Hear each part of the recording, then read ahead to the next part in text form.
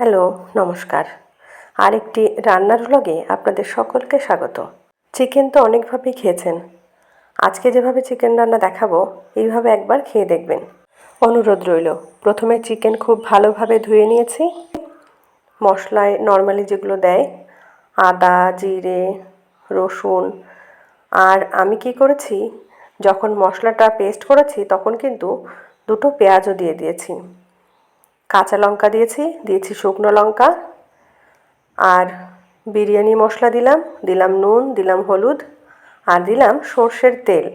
এবার খুব সুন্দর করে মশলাটাকে মাখিয়ে নিতে হবে।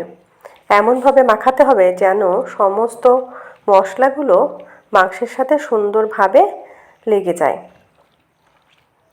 আমার মশলা মাখানো কিন্তু হয়ে গেছে। এবার ম্যারিনেট করে রেখে দিলাম। অন্যদিকে কড়াইতে দিলাম সর্ষের তেল, ফোড়নে দিয়ে দিলাম জিরে, শুকনো লঙ্কা আর গোটা গরম মশলা। এবার দিয়ে দিলাম পেঁয়াজ কুচিটাকে লাল লাল করে ভেজে নেব।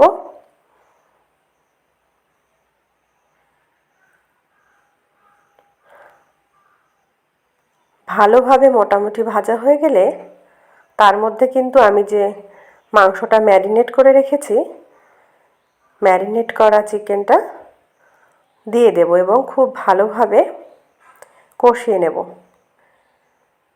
বিরিয়ানি মশলা দেওয়ার জন্য এবং কাঁচা পেঁয়াজ, অন্যান্য মশলার একসাথে দেওয়ার জন্য কিন্তু এই রান্নাটার স্বাদ অনেক গুণ বেড়ে যাবে।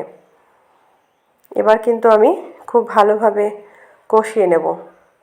মাংস কিন্তু যত ভালোভাবে কষানো হয় তার টেস্ট কিন্তু তত বেশি সুন্দর হয়। তাই প্রথমে কিন্তু আমি খুব ভালো করে মাংসটাকে কষিয়ে নেব। আমি মশলাটা প্রথমে মিক্সিতে দিয়েছিলাম, কিন্তু মিক্সিটা হঠাৎ করে আজকে খারাপ হয়ে গেল, যার দরুন সমস্ত মশলা কিন্তু আমি হাতে বেটেছি।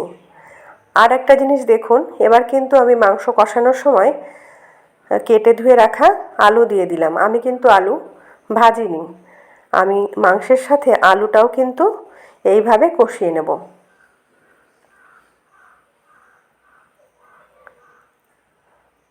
মিক্সিটা খারাপ হওয়াতে কিন্তু একটা উপকার হয়েছে, মিক্সির করা মশলা থেকে কিন্তু হাতে বাটা মশলার টেস্ট অনেক বেশি হয়।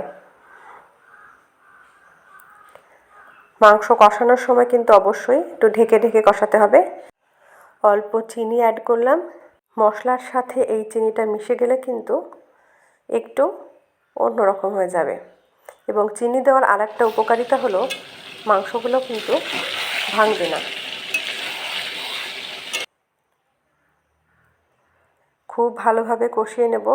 অন্যদিকে কিন্তু কষা মাংস খাওয়ার কিন্তু লাইন পড়ে গেছে, বারবার আসছে আর দেখে যাচ্ছে। মাংস হলেই কিন্তু এই যে কষা মাংস, একটু কষা মাংস হলে বেশ ভালোই লাগে, বাচ্চারা খুব খুশি হয়। মাংস হলেই কিন্তু ওদের খিদেও বেশি পায় এবং রান্নাঘরে বেশি কিন্তু ঘুরঘুর করে। এইটা দিয়ে দেবো যাতে করে আমি খুব ভালোভাবে রান্নাটা করতে পারি।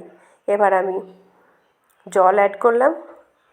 খুব বেশি জল দেব না, মাংস আলু খুব ভালোভাবে সিদ্ধ হয়ে যাবে এই পরিমাণে কিন্তু জলটা দিতে হবে। আর এই মাংসটা কিন্তু আমি একটু কষা কষা মতো রান্না করব, খুব বেশি ঝোল রাখবো না। এবার আমি ঢাকনা বন্ধ করে কিন্তু খুব ভালোভাবে ফুটতে দেব।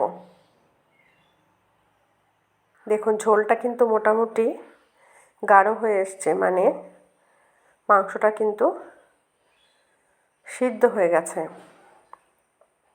এবার আমি অ্যাড করলাম গরম মশলা। যে কোনো রান্নায়, বিশেষ করে মাংসতে গরম মশলা না দিলে কিন্তু রান্নাটা অসম্পূর্ণ থেকে যায়। গরম মশলা দিয়ে খুব ভালোভাবে মিশিয়ে নেব। আমাদের রান্না কিন্তু রেডি হয়ে গেছে। কেমন লাগলো আজকের ব্লগটি জানাতে ভুলবেন না। ভালো লাগলে লাইক, কমেন্ট, শেয়ার করবেন। আর অবশ্যই কিন্তু এইভাবে একবার বানিয়ে খেয়ে দেখবেন। দেখুন কত সুন্দর লোভনীয় হয়েছে। দেখা হচ্ছে অন্য কোনো ব্লগে। ততক্ষণ সবাই ভালো থাকুন, সুস্থ থাকুন। নমস্কার।